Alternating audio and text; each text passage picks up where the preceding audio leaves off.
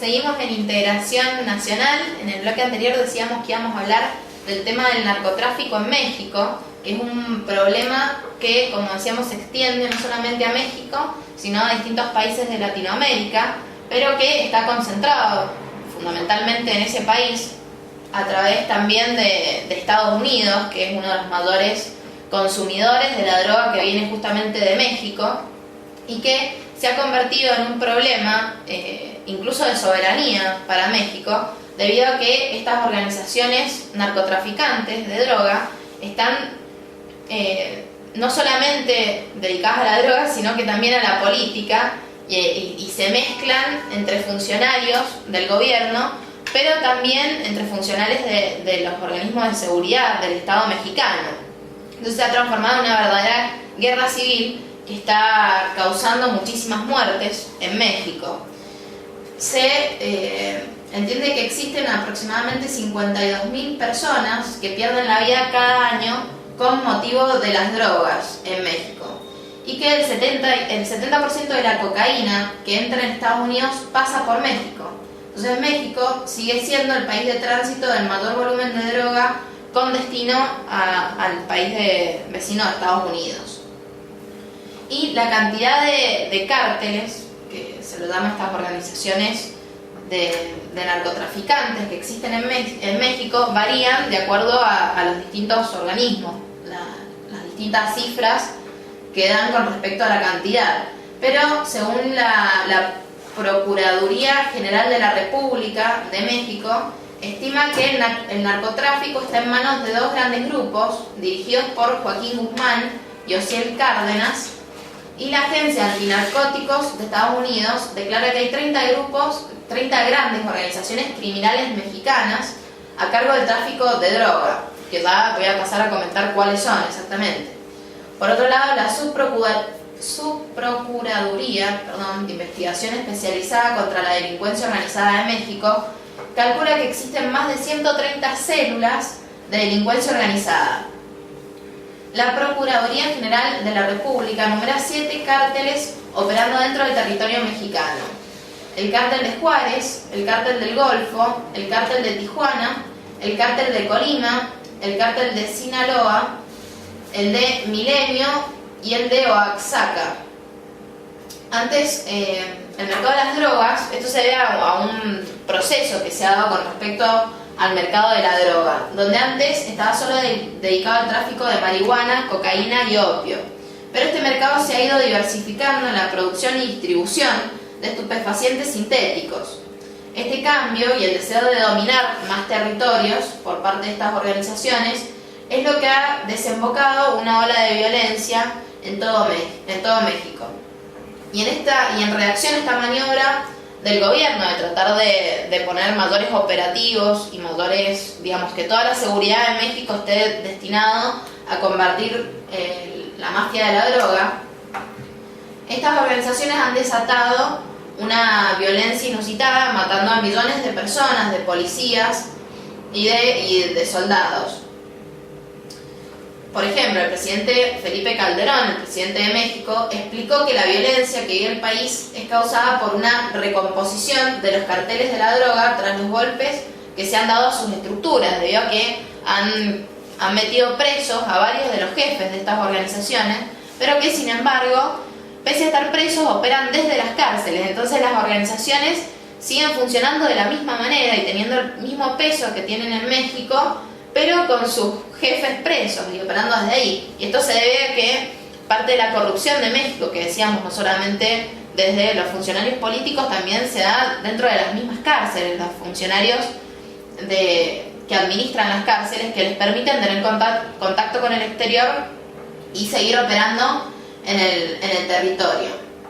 Uno de ellos es el Cártel del Golfo, que es una banda criminal iniciada por Juan Guerra en la década del 40. A través de los años ha crecido y se ha posicionado a través de estrechos vínculos con políticos, en especial de Tamaulipas, y jefe de la policía. Juan García Ábrego fue su líder hasta 1996, cuando se desató una lucha por el poder, tras lo cual quedó a cargo Osiel Cárdenas Guillén, quien fue detenido y puesto en el penal de máxima seguridad Almodola en marzo del 2003. Pero desde ahí continuó su liderazgo del cártel hasta enero del 2007, cuando fue extraditado a Estados Unidos. Tiene como particularidad que cuenta con el más peligroso grupo de sicarios, en la actualidad conocido como los Zetas. Por otro lado tenemos el cártel de Tijuana, también conocido como el cártel Arellano Félix, que es una organización criminal mexicana establecida en Tijuana, en Baja California. Es considerado uno de los más grandes y violentos operando actualmente en México. Se inició cuando el líder del cártel, Miguel Ángel Gallardo, fue capturado en el 89 y se fragmentó en dos distintos. El de Sinaloa, a cargo de Joaquín Guzmán Loera, alias El Chapo, y el cártel de Tijuana, liderado por Ramón Arellano Félix. Ramón fue asesinado en un enfrentamiento armado con la Policía Ministerial de Mazatlán en febrero del 2002, y se presume que arribó a esa ciudad para asesinar al Mayo Zambada, líder del cártel de Sinaloa. Tras su muerte, el mando quedó en manos de sus hermanos, que 3 de ellos han sido capturados. Con el fin de aumentar su capacidad de producción y distribución de narcóticos, el cártel estableció una relación de cooperación y colaboración con el cártel del Golfo, aunque continúa funcionando como organizaciones criminales independientes. Este es otro de los problemas que aquejan a México, que no solamente hay muchas organizaciones de drogas, sino que se van aliando entre ellos para poder operar en distintas partes del territorio. Por otro lado tenemos el cártel de Juárez, que es la organización con mayor presencia en México, que mantiene su área de influencia en 21 entidades. Comenzó bajo el mando de Amado Carrillo Fuentes, apodado el Señor de los Cielos, por su innovador sistema para transportar cocaína en una flota completa de aviones Boeing 727. Murió en 1997 durante una cirugía plástica que se realizaba con el fin de no ser identificado por las autoridades. Camilo Fuentes fue el traficante más poderoso de su época y llegó a poseer 25.000 millones de dólares. Se sabe que bajo su autoridad, el cártel de Juárez ganaba 200 millones de dólares cada semana. El 10% de este monto era entregado a las autoridades en soborno. Por otro lado, el cártel de Sinaloa, que es dirigido por Joaquín Guzmán Loera, alias El Chapo, mantiene su área de influencia en 17 estados. También es conocido como la organización Guzmán Loera o el cártel del Pacífico. Está involucrado principalmente en el tráfico y distribución de cocaína colombiana, marihuana mexicana y heroína asiática. Esta organización comenzó en la década del 90 y opera en la región del Pacífico Norte. Y por otro lado tenemos el cartel de Colima, de los hermanos Amezcua Contreras, que mantiene su área de influencia en 7 estados de México, y es una de las mayores organizaciones destinadas a la producción y distribución de drogas sintéticas.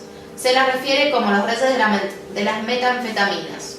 Se creó en el 88. Por otro lado, el cártel Milenio, que es conocido también como Los Valencia, y es dirigido por Luis Valencia, en sustitución de Amado Valencia Cornelio, quien fue detenido por las autoridades en agosto del 2003. Por otro lado, tenemos el cartel de Oaxaca, que fue comandado por Pedro Díaz Parada, el cacique de Oaxaca, quien fue detenido en enero del 2007. Su área de influencia es sobre 7 estados del país: Chihuahua, Durango, Tamaulipas, Veracruz, Chiapas y Oaxaca. Trafica con marihuana y cocaína, principalmente. Es una de las más importantes productoras de marihuana de la zona del Istmo. Y estas son las principales organizaciones. Sí. Se calcula que aproximadamente la ganancia obtenida por el narcotráfico en México sería más o menos 1/3 del presupuesto de México, aproximadamente 45.000 millones anuales en tráfico. Y como vos decías, el comercio se da principalmente con Estados Unidos. Y ahí vos mencionabas el tema de la soberanía de México, y también acá tiene que ver la enorme intromisión de las fuerzas especiales norteamericanas en el país con el pretexto de colaborar con los narcotraficantes, con el gobierno mexicano para combatir a los narcotraficantes, Pero la verdad es que se ha detectado una suma complicidad por parte de los Estados Unidos para con el ingreso de estupefacientes y de cocaína. Y ha ido variando la producción acorde al consumo. Hoy en día lo que más se produce en México es efedrina, que es lo que les gusta a los universitarios yanquis cuando van a las discotecas. Cuando van a bolichas, sí. Ajá. Entonces se toman una jarra loca y esas cosas y luego siguen sus vidas, ¿no?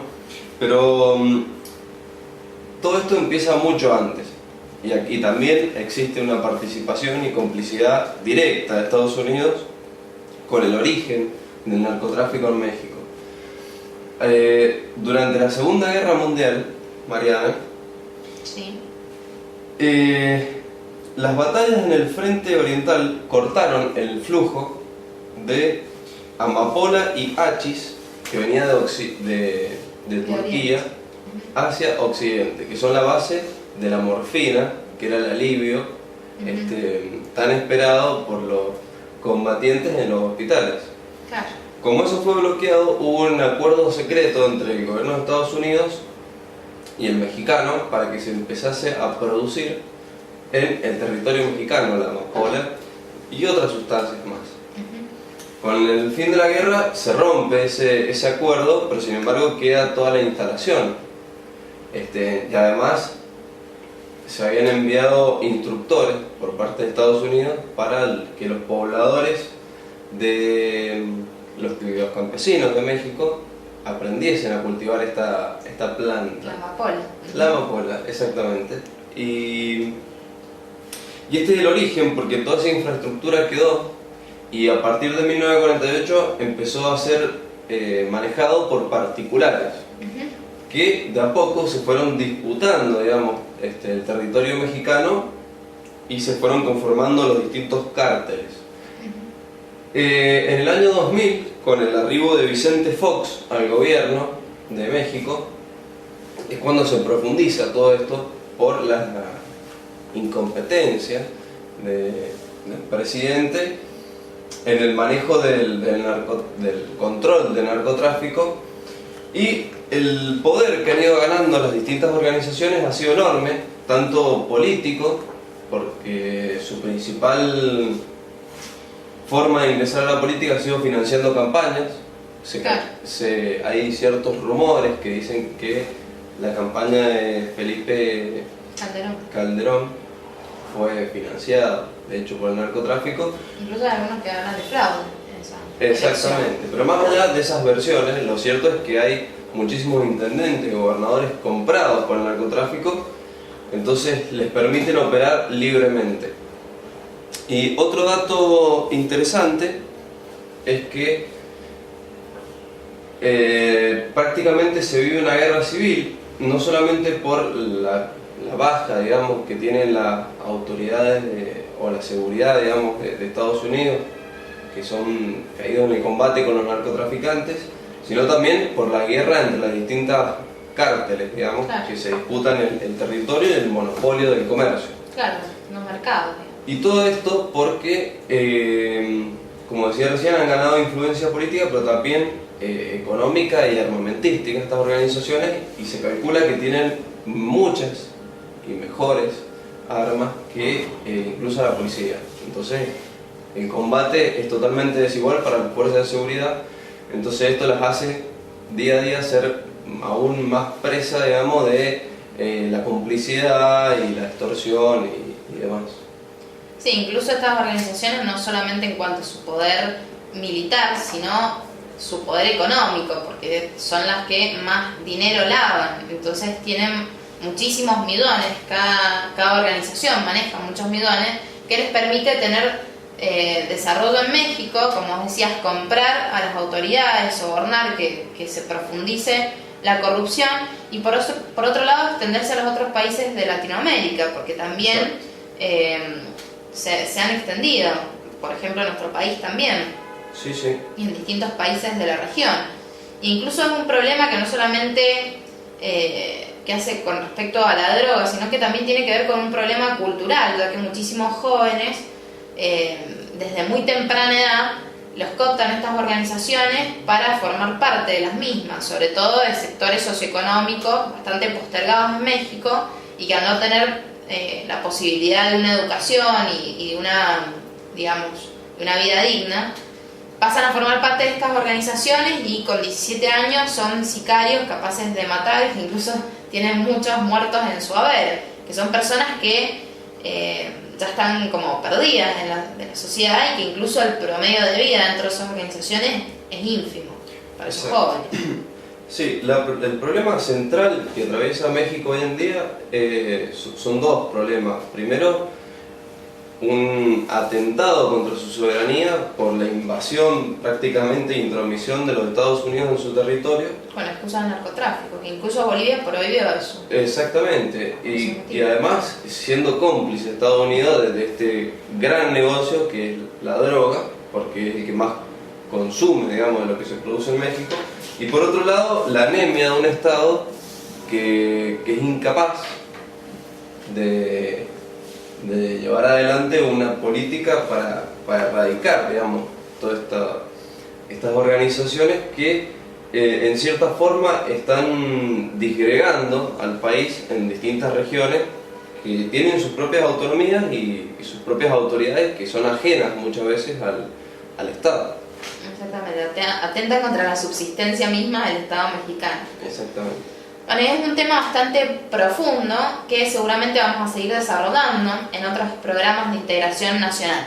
Pero ahora vamos a ir a una breve pausa y enseguida volvemos.